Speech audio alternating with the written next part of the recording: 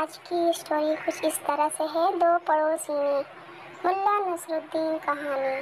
راجا کے شہر میں ایک ہی محلے میں دو پڑوسینیں بہت دنوں سے رہ رہی تھیں۔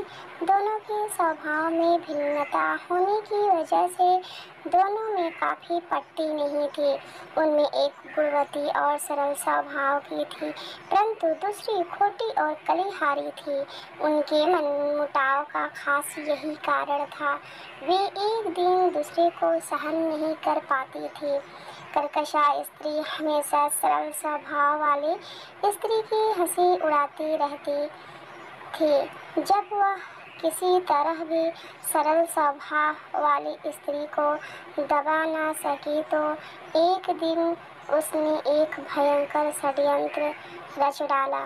ایک دن اس نے اپنے چھوٹے بچے کو مار ڈالا اور چپکے سے اس کی لاش بھلی عورت کے گھر میں رکھ آئی۔ پھر وہ روتی بلکتی ہوئی بادشاہ کے دربار میں پہنچ گئی۔ کھوجا اس سمے بادشاہ کا صلاحکار بنا ہوا تھا۔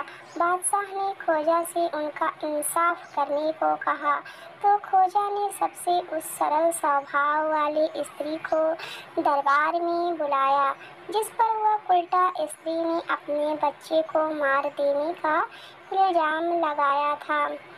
سرکاری آدیش سن کر وہ سرل ورتی کی استری ترنت دربار میں حاضر ہو گئی اور سوئم کی اس پرکار بلائے جانے کا کارن پوچھا۔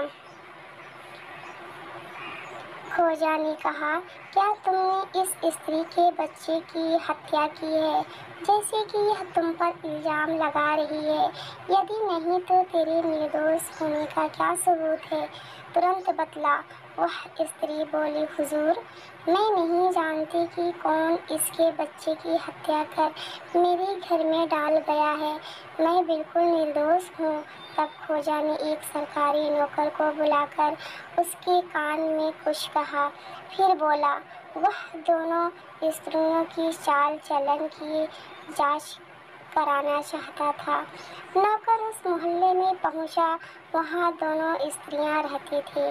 پوچھ تاچھ کرنے پر پڑوسیوں نے اسے بتایا کہ جس استری پر یہ الزام لگایا گیا ہے وہ تو بہت ہی بھلی ہے، جس نے اس پر الزام لگایا ہے وہ نہایت کہکشاں اور فریبی استری ہے۔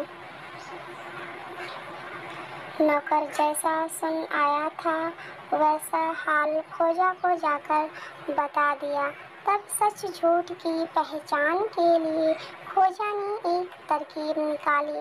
اس نے بھلی مانس استری کو بلایا اور پوچھا، یدی تم نے سچ مچ اس عورت کے بچے کی ہتیا نہیں کی تو اپنا سارا لباس اتار کر چپ چاپ ایک اور کھڑی ہو جا۔ یہ سن کر وہ استری بولی، حضور، میں چاہے کل کی جگہ آج ہی کیوں نہ مار ڈالی جاؤں، پر میں چاہے کل کی جگہ آج ہی کیوں نہ مار ڈالی جاؤں، پر میں ننگی کبھی نہیں ہوں گی۔ میں مرنے سے اتنا ہی ڈرتی ہوں جتنا کہ نرلجتا سے۔ تب کھوجا نے اس دشٹ استری کو بلایا اور پوچھا، یدی تو جان ہے کہ سچ مچ اسی نے تیرے بچے کی ہتیا کی ہے تو اس دربار میں اپنی پوشاک اتار کر ننگی ایک اور کھڑی ہو جا۔ اس پر وہ ترنت ننگی ہو کر کے کھڑی ہونے کو تیار ہو گئی۔ اسے اپنی پوشاک اتارنے کو تیار ہوتے دیکھ کھوجا کو بہت شرمندگی محسوس ہوئی۔ اس نے اس استری کو اپنی پوشاک اتارنے سے روکا۔ اسے نشچے ہو گیا تھا کہ اس دشٹ نے ہی اپنے ہی بیٹے کی ہتیا کی ہے۔ سپاہیوں کو اس استری کو پیٹنے کا آدیش دیا۔ جب اس کے دونوں ہاتھ پاؤں باندھ کر اور سپاہی اسے پیٹنے کو تیار ہوئے تو اس استری کے ہوش ٹھکانے آ گئے۔ اس نے ترنت اپنا گناہ قبول کر لیا۔ بادشاہ کو اس دشٹ استری کی کرتوت پر بڑا رنج ہوا۔ اس نے سوئی کارآگار میں ڈلوا دیا اور نیک استری کو پرسکار دے کر ودا کر دیا۔ دوستو، یہ اسٹوری آپ کو پسند آئی ہوگی تو ضرور سے زیادہ لائک کیجیے گا، سبسکرائب کیجیے گا اور دوستوں کے ساتھ زیادہ سے زیادہ شیئر کیجیے گا۔ پھر ملتے ہیں نیکسٹ ویڈیو میں، تب تک کے لیے بائے بائے، اللہ حافظ۔